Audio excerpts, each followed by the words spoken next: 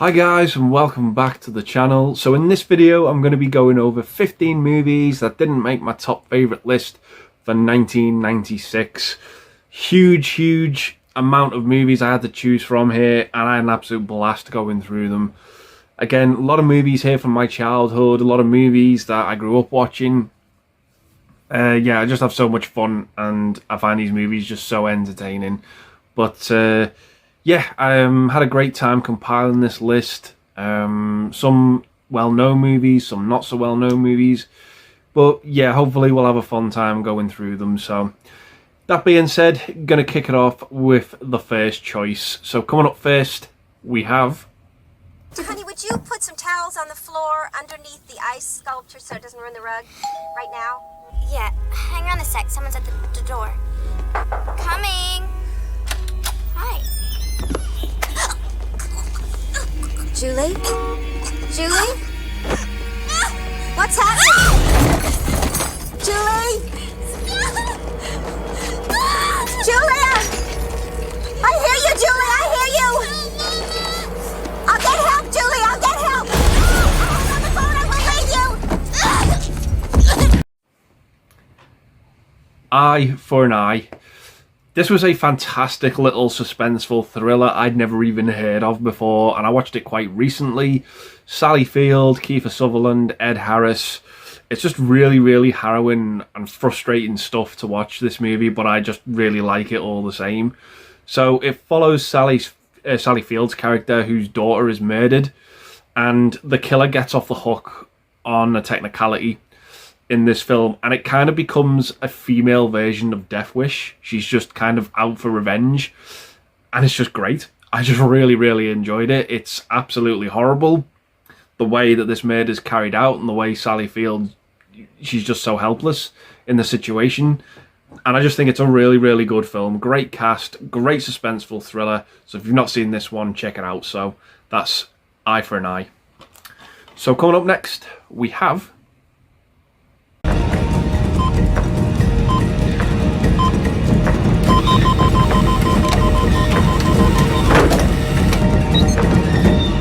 Could have been different, Mr. Walker. You should have allowed nature to take its course. In the end, it will anyway. So let me in the fucking house!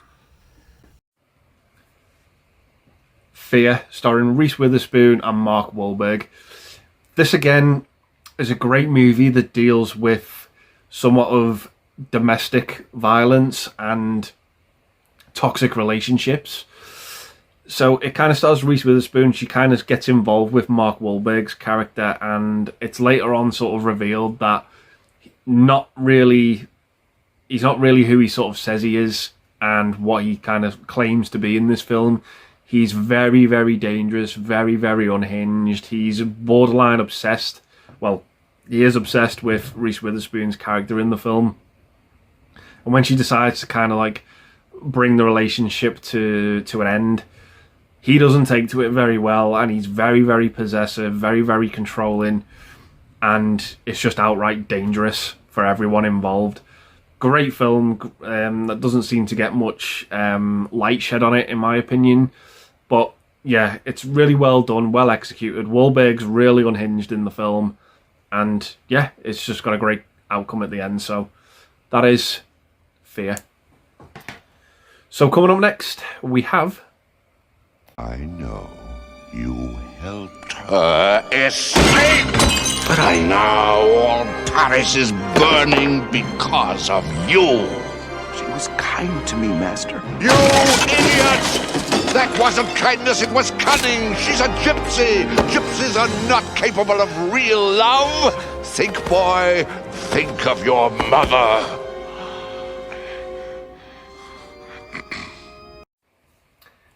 Disney's The Hunchback of Notre Dame. Again, this was a movie that I absolutely loved growing up with, but rewatching it as an adult, you really sort of get hit by the really sort of dark undertones in this movie, following the tale of Quasimodo, obviously, in Notre Dame in Paris, and sort of the way he kind of has to stay in this bell tower. His sort of protector and guardian, Frollo, doesn't want him sort of interacting with the outside world at all. Frollo in this movie, he absolutely hates and detests the gypsies. Yeah, he kind of lusts after one of them, and it's kind of like, if he can't have her, no one can. It's really, really dark stuff for a kid's animated movie, and Frollo in this film, voiced by the legendary Tony Jay, is just absolutely exceptional. The guy has such a commanding voice and recognizable voice when you hear him, and yeah, the movie's just I just like it for this dark approach that it takes, especially for Disney. It has one of the best villain songs ever, in my opinion, to come out of Disney, the Hellfire song, and it's just big, it's bombastic, it's great. I just really enjoy this one. So that is The Hunchback of Notre Dame. So coming up next, we have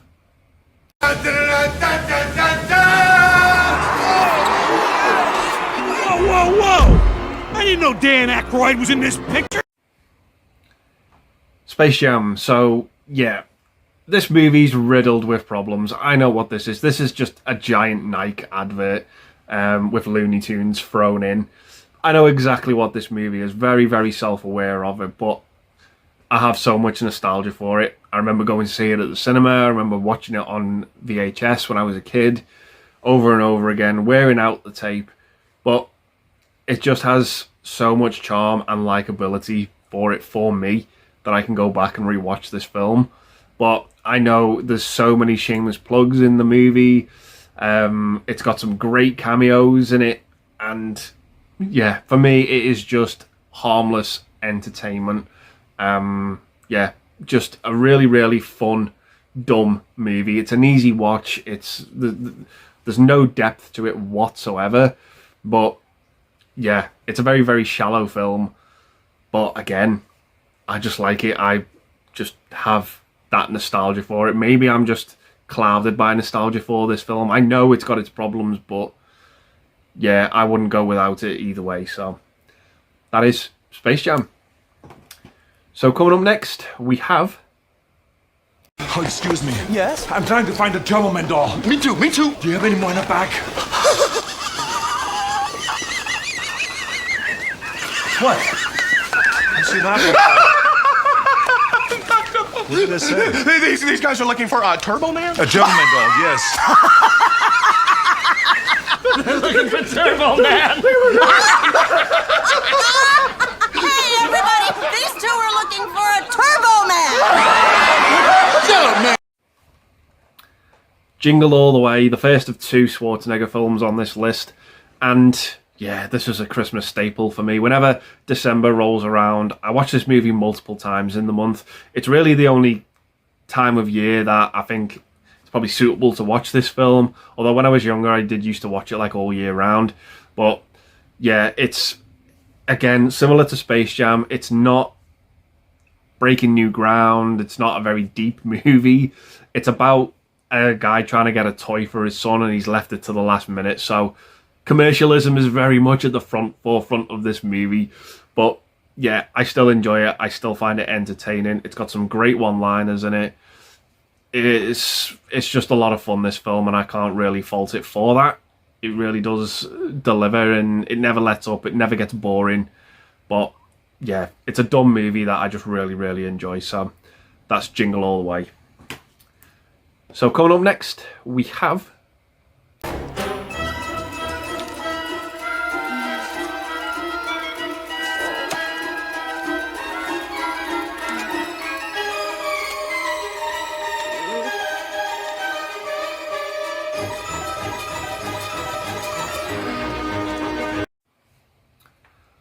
Matilda, based on the Roald Dahl book and directed and starring Danny DeVito.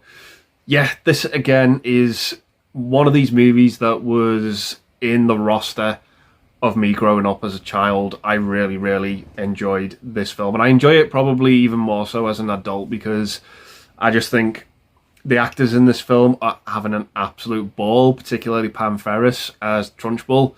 She is just one of these scenery-chewing actresses. She is having an absolute thrill ride playing this role. And that's why I think when you see actors playing a villain role and they can really do something with it and sink their teeth into it, and she really, really delivers in this film. She is just, it's one of the most entertaining performances ever.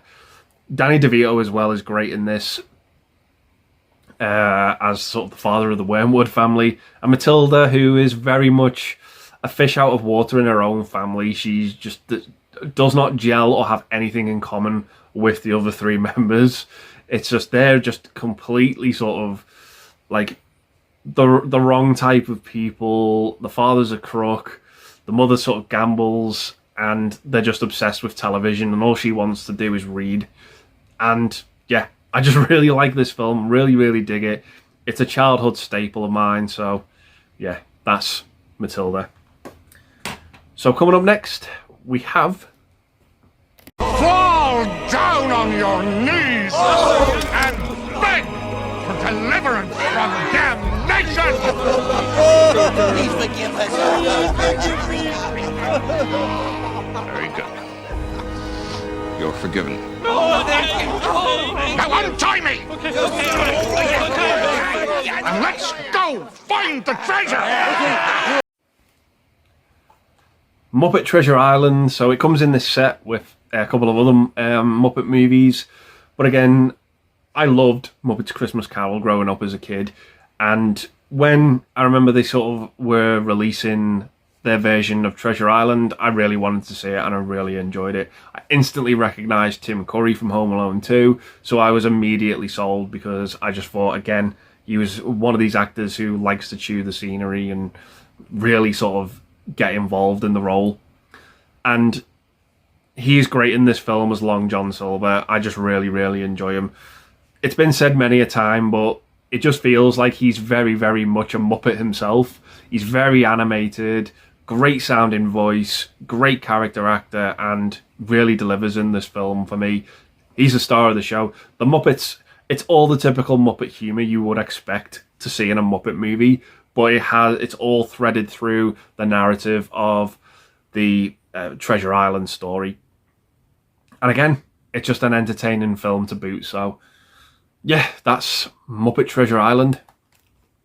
So coming up next, we have... And when the smoke clears, is there a doubt in any of your minds who will be the victor?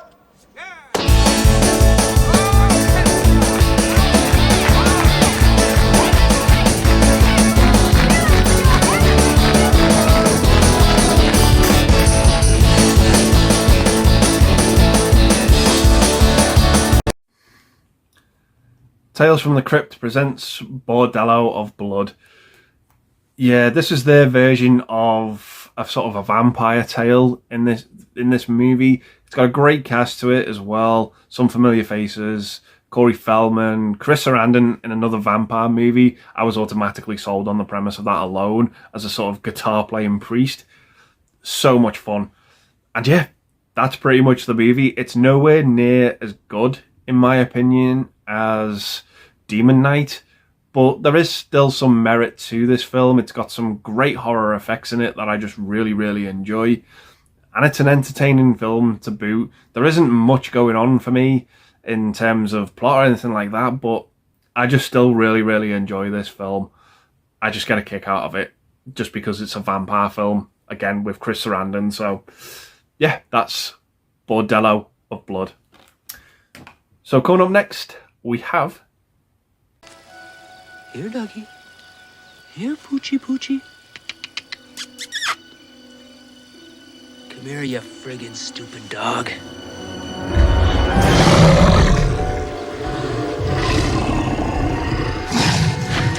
Nice doggy.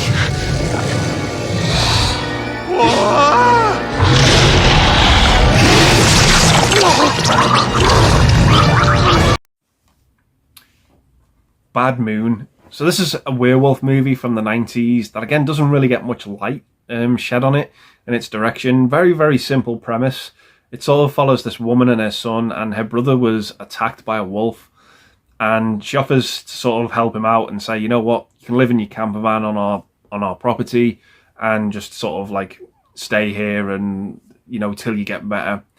and they also have a dog as well. But the movie kind of takes this different approach where it tells the tale from the dog's point of view. Like, the dog is very much the hero in this movie, whereas the mother's brother in the film is a werewolf, and the dog instantly sort of takes this instant dislike to him because of that, and he's doing everything he can to sort of get rid of the dog. But it's a good movie, it's a good horror film, it's an underrated werewolf movie. So if you have a short of werewolf movies that you want to check out and you haven't seen this one, I can completely recommend it. So yeah, that's Bad Moon.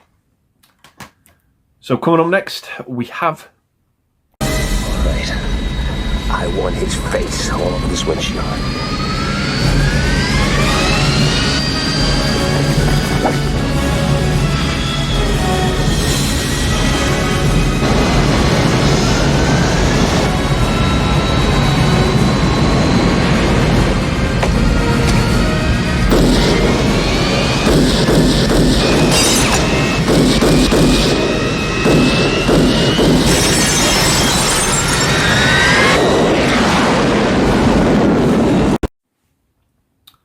Eraser, starring Arnold Schwarzenegger. So yeah, this was the second movie of his to make this list. And yeah, I find this a little fun, underrated action movie. Really enjoy it. It sort of works in the witness protection program to sort of get rid of people or pass them off or fake their deaths almost in this film. But his colleagues that he works with don't really seem to be who they say they are, and are kind of up to no good in this film, led by the late, great, fantastic James Caan in this movie. And yeah, I really, really enjoy it. Like I said, it's a dumb, fun action movie. It introduced us to those awesome X-ray weapons at the end of the film that just look fantastic and makes for a great sequence. But if you can get hold of this film, do get the Blu-ray, because the DVD is absolutely cut to shreds. The scene, particularly one scene at the end, has been put back in on the Blu-ray. So yeah, do check this one out if you've not seen it. It's a fun Schwarzenegger movie. It's kind of the start of his decline, in my opinion, in the 90s, when he sort of did End of Days and The Sixth Day. I know those movies have their fans, but they just weren't for me. But this one is kind of one of his last fun, enjoyable films, in my opinion. So yeah, that's Eraser. So coming up next, we have... If anyone has a better idea, now's the time to tell me, do you? You don't know what kind of damage this such stretcher's already sustained! So how do you know you can contain it to one section? Don't know. I don't know anything. The only thing I know is we're not going to make it another hour unless I shut this thing down. That I do know. Now what we need is someone to go to the Manhattan end to see if we're making any progress, okay? How about you? Daylight, starring Sylvester Stallone. So this again was kind of similar to Eraser for me in terms of what Stallone was doing as an actor, as to what Schwarzenegger was doing. And yeah, again, this is one of these disaster movies.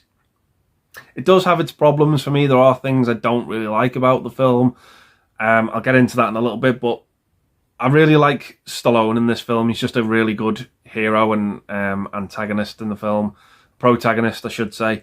And yeah, he's a lot of fun. He's a good character in this movie, but what I don't like about this film is when he's sort of brought into the situation where this tunnel has collapsed in on itself and the survivors down there, everyone is just so bloody mean to him. They just absolutely treat him like shit. They just don't trust him because of his past, where he did actually try to save some other people, but he wasn't successful. And they sort of feel as if they're in the same boat, but they just treat him like absolute garbage in this film. It's really, really mean-spirited, but I still like the film. I still enjoy it. I still get a kick out of it. It's just a typical 90s disaster film. But yeah, it's Stallone's got some charm to it as the lead. So yeah, that's Daylight. So coming up next, we have...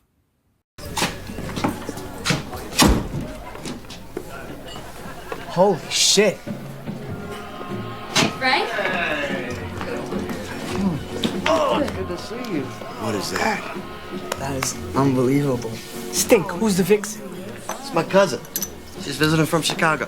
No way is that your cousin. No way does she share your mongrel blood. Yes, she does, and she is not only hot, She's also completely cool. Unbelievable. She have a boyfriend? What do you think, numbnuts? Look at her. A girl like that's born with a boyfriend. Beautiful Girls. So yeah, this is again is one of these great movies that doesn't really have much of a plot to it. It's more character driven, dialogue driven, and very much it's one of these movies that's in the moment of the now. And yeah, I just absolutely love it. Great cast: Timothy Hutton, Uma Thurman, Michael Rappaport, Matt Dillon, Rosie O'Donnell. List goes on. It's just a great, well-driven, acted character type of movie. I'd say it follows one character who's kind of like at a crossroads in his life, so he returns home to maybe sort of try and find some normality and direction to take his life in.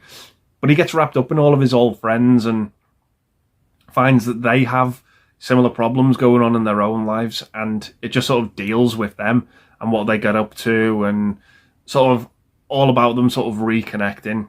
And I just like the film. I just think it's very, very likable. So if you've not seen it, check it out. That's Beautiful Girls. So coming up next, we have... What are you doing, Earl? Giving you a chance to change your mind. Oh, hellfire, Earl. I'm not going to change my mind. I got me a man who loves me. Oh, yeah, he loves you all right. Like a gambler loves a fast race horse, or a desperate man loves whiskey. You're just jealous.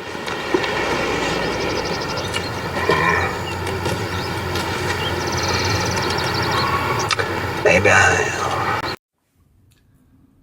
Bastard Out of Carolina. Now, this is a bit of a strange one because it's not, and this movie off the bat is not an easy watch straight away, because it deals with sort of domestic abuse and, again, toxic relationships similar to Fear. It's a great cast: Jennifer Jason Leigh, Michael Rooker, Christina Ricci's also in there as well, and surprisingly it was directed by Angelica Houston. It was a made-for-TV movie that came out, but yeah, it sort of follows Jennifer Jason Leigh's character, who she's in a relationship with, again, someone similar to Mark Wahlberg's character from Fear. Very, very unstable, very unhealthy person to be around. And yeah, Michael Rooker is great in the movie as well. He's very much, you're on his side in the film. But this deals with, and what is executed in this movie is not very easy to watch at all. There's a scene in the final act that is stomach churning, to say the least. And I think the movie actually here, I think in the UK it's just outright banned, I think, for that scene, and probably rightly so. Because when you see the scene at the end of this film, it clicks with you what you're watching, and I found myself really disturbed by it. It wasn't gory or anything like that. It was just, when it clicks with you what you are actually seeing and what's put to screen and what's on film, it was something I'd never seen in any other movie ever, and something I don't really want to see ever again. But the fact that this happens in real life is just absolutely disgusting and frightening. But yeah, having said that, the film itself, it's a really, really good, well-made film. But if you can check it out, do give it a watch, but be warned, there is a scene towards the end of the movie that is absolutely... There's no other word for it. It's horrifying. It's horrifying. But yeah, check this one out with great caution, but it's still, in my opinion, a very well-made film. So that's Bastard Out of Carolina. So coming up next, we have... Hey, look, kid. Your boss brought the circus with him. Well, we come to pay our respects. The circus! A pair of trained turds right here. He just blowing steam, Mr. Keller. This Kev thing's got people upset. Slam your teeth, Delia. I want you off this hub, Canyon. Oh, I'd like to oblige you. If you had paid me, I'd be gone by now. We fueled your rig. Now move your ass down there and off of this station. I don't work for you. Space Truckers. This again was one of these movies that I'd never really heard of back in the 90s. I watched this movie quite recently. Stephen Dorff, Dennis Hopper. I thought, why not? I'll give this a go. And I found this to be an enjoyable little sci-fi film about these truckers, but the movie is obviously set in space. It doesn't take a genius to work that out, but yeah, one of them sort of has this cargo and it's like this big job, but doesn't really know what's on that he's carrying, that he's sort of supposed to be transporting in this film, and he ends up getting hijacked by these pirates. And I won't say what's in there, but yeah, I just found this entertaining to boot, to say the least. It's got some great set designs, great character actors pop up in this film, great villain, and it was just harmless entertainment fluff for me, this movie. So yeah, that is Space Truckers. So coming up next, we have... You probably think you know everything about me. I know what's in that file. Look, even if I get clemency, it means life in here with no parole. And that's no life. I'm not begging for mercy I'm not gonna get. You think I wanna die? I do not wanna die, okay? Well... But if I do, it's gonna be on my terms. Got that? My terms. That's all I got. Last Dance, starring Sharon Stone. So again, this movie, I kind of think it's hard to not compare this film to Dead Man Walking, as it kind of follows Sharon Stone's character, who, her lawyer in this film, is trying to sort of do what he can, sort of bring out the best outcome. She's a woman on death row in this film, and her lawyer forms this, I want to say, unprofessional friendship with her, because I think obviously as a lawyer you kind of have to sort of have this sort of aura about you and this way you conduct yourself, but he sort of wants to sort of do what he can to get her off the death penalty, and he's going to sort of any means necessary to do so in this film. And it's really good, it's really well acted, it's a very different type of movie, but it just sort of feels very much in the same vein as Dead Man Walking to me, which I know that's unfair, you shouldn't really compare the two, but it is inevitable, we do it as film viewers. But yeah, it's just a good movie. Sharon Stone's great in it as well, it's one of her best performances in my opinion, and I just enjoy the film for what it is. So that's Last Dance. So yeah, that is it, guys. Those are 15 movies that I enjoy from the year 1996 that didn't make my top favourite list. So yeah, let me know down below in the comments. Do you plan on checking any of these movies out? Have you seen any of them? Do you enjoy them? Do you not enjoy them? I'd love to hear from you. So yeah, go leave the video there, guys, and say thanks very much for watching. Stay safe, and I'll see you in the next one. Bye for now.